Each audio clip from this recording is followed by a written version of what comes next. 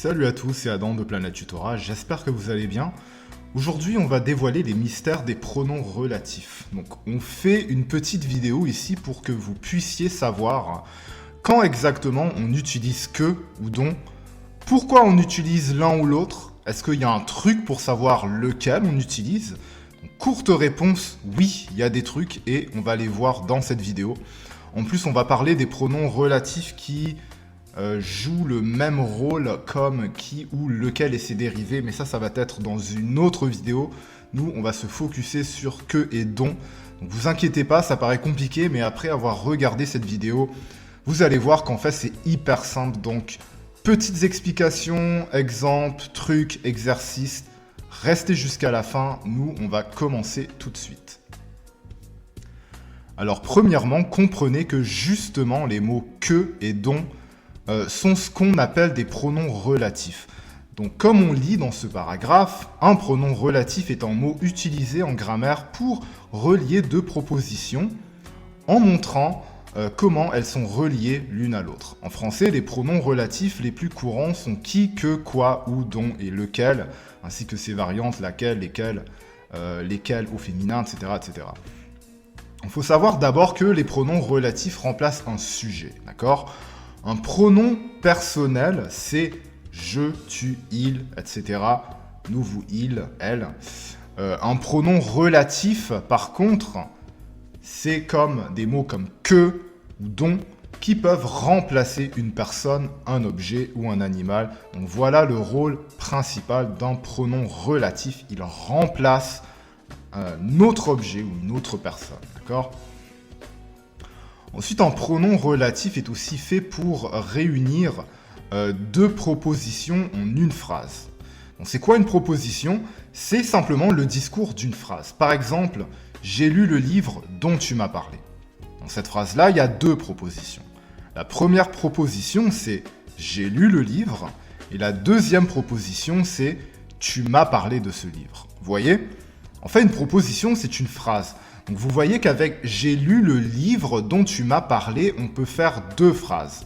C'est juste qu'au lieu de faire deux phrases séparées, eh bien, on a décidé d'unir ces deux phrases ou ces deux propositions et d'en faire une seule et unique phrase en réunissant les deux propositions avec un pronom relatif. Et dans ce cas-ci, le pronom relatif utilisé pour le faire est « dont », dewante. Les deux phrases s'unissent donc en une seule phrase réunissant deux propositions par le pronom relatif dont et deviennent « j'ai lu le livre dont tu m'as parlé ». En résumé, donc le pronom relatif dont, n'importe quel pronom relatif d'ailleurs est là pour réunir deux propositions en une seule phrase et maintenant on sait c'est quoi une proposition. Alors premièrement, attaquons-nous à que. Alors ce petit mot, on l'utilise pour remplacer un complément d'objet direct, donc le fameux COD. Donc vous savez, ce COD dont on a parlé en cours qui reçoit directement l'action du verbe sans préposition. Par exemple, dans le livre que je lis est passionnant, que vient prendre la place de le livre. Facile, non ? Si vous vous demandez comment on trouve ce COD, c'est simple, comme bonjour, on pose la question qui ou quoi après le verbe. Donc prenons je lis quoi par exemple. La réponse c'est le livre. Et paf, c'est notre COD. Donc je lis quoi ? Le livre est donc le COD parce qu'il répond à la question quoi. Maintenant passons à don, DONT. Ce mot, il est spécial parce qu'il remplace une information introduite par de. Donc, exemple, dans la maison dont je parle est à vendre, dont remplace la maison et la préposition de qui est sous-entendue. D'accord ? Et pour trouver ce complément introduit par de, justement, on a une petite technique. On pose des questions de qui ou de quoi après le verbe. Par exemple, je parle de quoi ? Réponse, c'est la maison. Donc je parle de quoi ? La maison. Donc la maison est le complément introduit par de que dont DONT va remplacer. Alors gardez ça en tête, que pour le COD et dont pour le complément avec de. Donc, vous voyez, c'est simple. Avec un peu de pratique, vous allez jongler avec que et donc comme un pro, donc ça, vous inquiétez pas. Donc, quand vous voyez une phrase, n'importe laquelle, et vous vous demandez que ou dont, eh bien, posez les questions toujours après le verbe et vous allez trouver la réponse, d'accord? Par exemple, on a deux propositions ici. Je lis le livre et le livre est passionnant. Eh bien, posez-vous simplement la question après le verbe de la première proposition, le verbe étant je lis. Je lis quoi? Ah, quoi? Eh bien, alors c'est que. COD, donc égal à que. Pas vrai? Donc, on réunit les deux propositions. Le livre que je lis est passionnant. De grâce, ne faites pas une phrase bizarre comme « Le livre est passionnant que je lis ». Donc, vous savez que ça fait absolument aucun sens, bien entendu. Pareil pour l'autre phrase « Je parle de la maison est à vendre ». Donc, on a deux propositions ici. Je parle de quoi? De la maison. Donc, on sait que dès qu'on pose la question de qui, de quoi, c'est dont le pronom relatif. Bien sûr, on ne va pas demander, on revient à je lis le livre, ok? On ne va pas demander je lis de quoi. Donc on sait qu'on doit poser je lis quoi, d'accord? Bien sûr, on ne va pas demander non plus, on descend à je pars de la maison, je parle quoi? Bah non, c'est je pars de quoi, ok? Donc, en résumé, qui, quoi égale que, de qui, de quoi égale dont. Voilà le résumé. Par contre, attention. Quand j'ai dit faut poser la question juste après le verbe, oui, mais des fois, il faut aller légèrement plus loin. Donc, des fois, il faut inclure les mots qui complètent le verbe. J'explique. Dans l'exemple, le livre dont j'ai fait le résumé est excellent. Il y a deux propositions, pas vrai? J'ai fait le résumé du livre et le livre est excellent. Alors on aurait tendance à faire j'ai fait quoi? Ah voilà, quoi égale que. Non, non, non, non, non, non. Je vous arrête, on devrait demander j'ai fait le résumé de quoi? Du livre. Donc de quoi égale dont, D-O-N-T.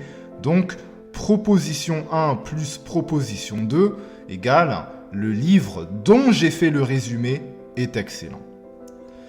Donc si ça ne fait pas de sens d'inclure le complément du verbe, alors c'est que la réponse. D'accord? Donc j'explique, on ne pourrait pas demander par exemple « J'ai acheté la voiture de quoi ou de qui ?» Pourquoi on ne peut pas demander ça? Parce qu'il n'y a absolument rien dans la phrase qui pourrait répondre à ces questions. J'ai acheté la voiture de qui? Il n'y a personne à qui j'ai acheté la voiture, il n'y a pas cette information-là dans la phrase. Donc tout ce qu'on dit, c'est que la voiture que j'ai achetée est en excellent état. Donc il n'y a pas de question à savoir à qui est la voiture ou de quoi est la voiture. Donc ça ferait aucun sens de poser la question. J'ai acheté la voiture de quoi, de qui? Bah non. Donc on dirait j'ai acheté quoi? Ah, là ça répond à une question. J'ai acheté la voiture. J'ai acheté quoi? La voiture. Donc, on se souvient, quoi égale que. Donc, on réunit la proposition 1 plus la proposition 2 et ça fait la voiture que j'ai achetée est en excellent état.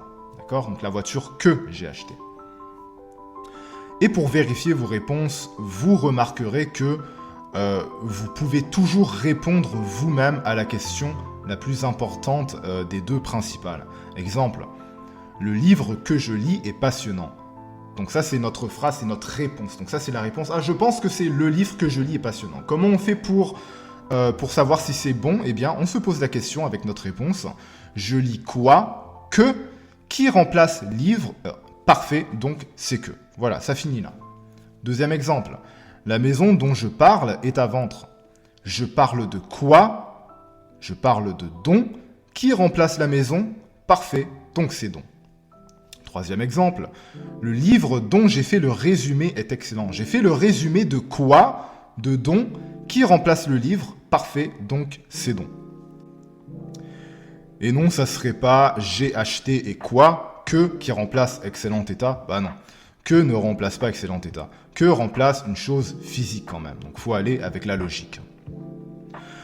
Un exemple encore plus marquant pour bien illustrer le tout, ici vous voyez deux phrases qui ont l'air absolument identiques, l'une de l'autre. Mais vous voyez que dans la première phrase, on utilise le pronom relatif « que ». Et dans la deuxième phrase, on utilise le pronom relatif « dont ». Mais pourquoi ? Simplement parce qu'à part le pronom relatif, la seule chose qui est différente dans ces phrases, c'est le verbe. Et dans la première phrase, le verbe répond à un COD, je t'ai écrite, je t'ai écrit quoi plutôt, je t'ai écrit que, qui remplace le COD lettre, donc on utilise que. Deuxième phrase, le verbe répond à un complément introduit par de. Je t'ai parlé de quoi, je t'ai parlé de dont, qui remplace la lettre. Donc on utilise dont. D'où vraiment l'importance de se poser la bonne question. Peu importe que les deux pronoms relatifs remplacent le même sujet, la lettre, ça n'a aucune importance. C'est le verbe qui compte. C'est la question qu'on pose après le verbe principal qui compte et qui détermine si on utilise que ou dont. Bon, pour pratiquer tout ça, on va faire un exercice.